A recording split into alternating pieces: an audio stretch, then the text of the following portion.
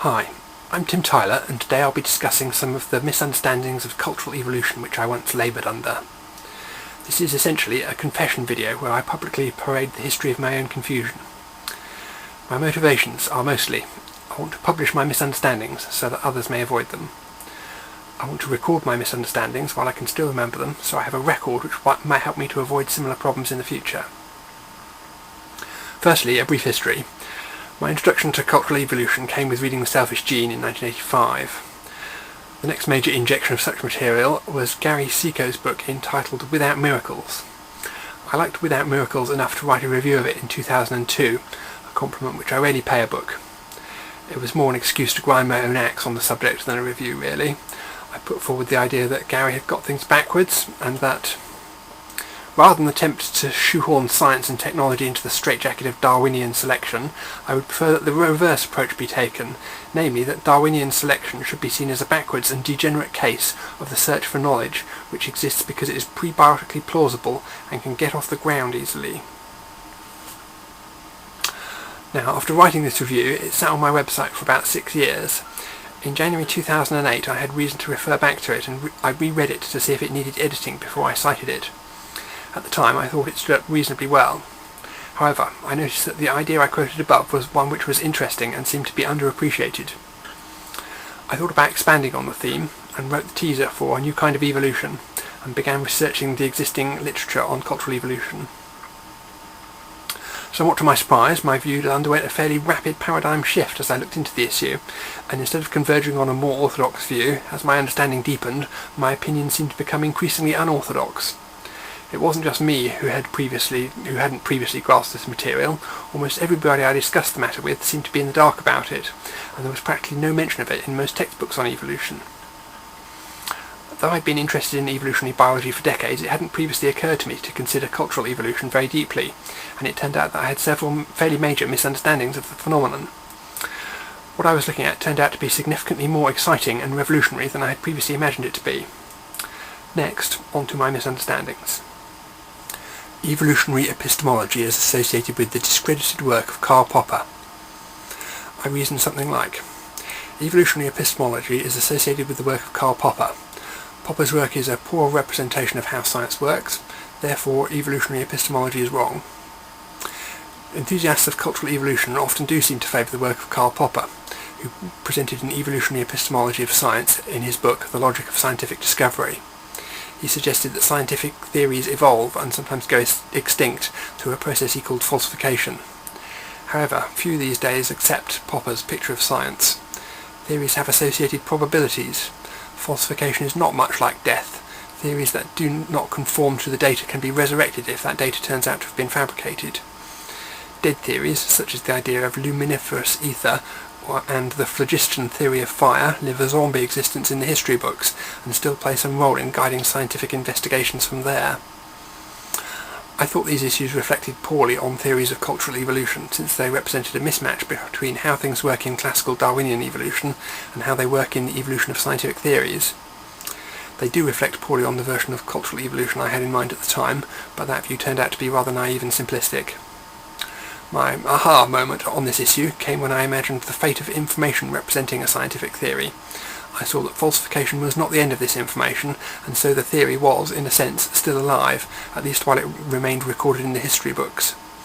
Falsification was not a fatal blow to the associated meme, but was better thought of as being a sticky label attached to it reading, "This theory is false."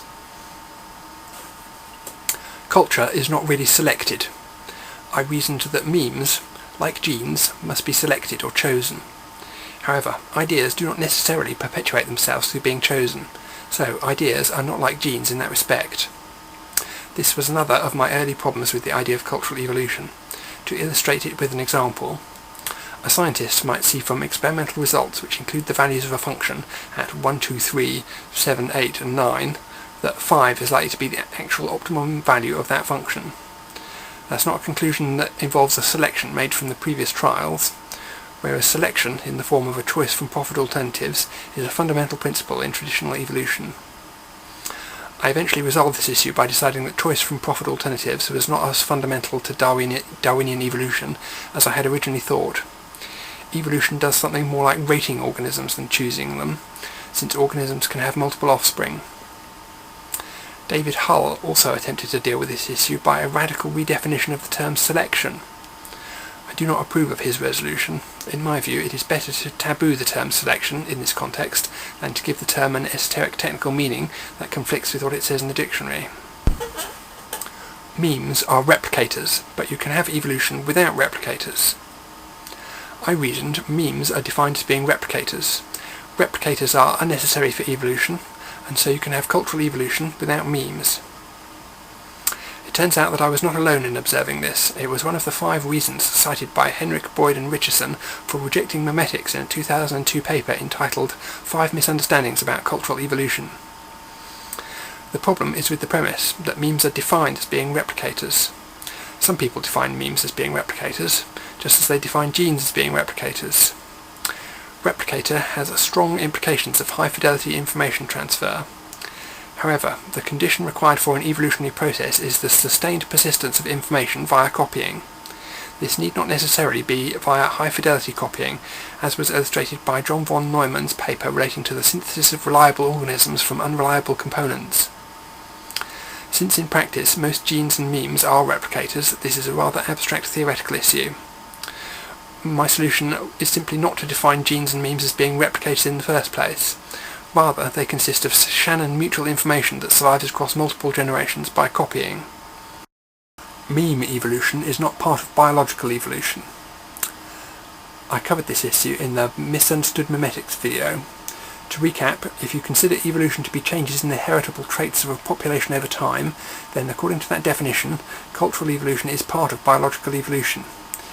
Inheritance via behavioural imitation is still inheritance. Having a bone through your nose still counts as a trait. For some reason, I didn't get this basic and fundamental point originally. I thought of biological evolution and cultural evolution as largely separate, although linked processes with quite different dynamics. The memetics perspective is that they are a single process operating on different types of replicator, which themselves have different properties and propensities. My embrace of memetics. An anecdote to close with. After properly embracing cultural evolution, I kept memetics at arm's length for a while whilst considering my views on it. The main bad things about it were, from my perspective, the definition of a meme is mired in confusion due to the issue of whether genes only exist in brains or not. Having to repeatedly explain my take on this issue whenever I mentioned memes seemed likely to become tedious. Also, I thought that the terminology was not really necessary. If you use an information theory definition of the term gene, it's quite possible to simply use gene and genetics to describe memetic phenomena, and for some time I considered doing just that. However, there are some benefits to having a single neat term for a viral idea. I could hardly adopt Boyd and Richardson's cultural variant terminology. That simply seems like a word salad. Also, I figured that if I did use the term gene to refer to concepts, I would still frequently have to do a lot of explaining before anybody understood what I was talking about, since the information theory definition of gene is not what most people think of when you use the term. Whereas if I simply use the term concept, then any implied link with biology would be lost. So, at the end of the day, in the competition for the relevant niche in my brain, the term meme eventually made it. Here ends my list of my own memetic misunderstandings. Enjoy!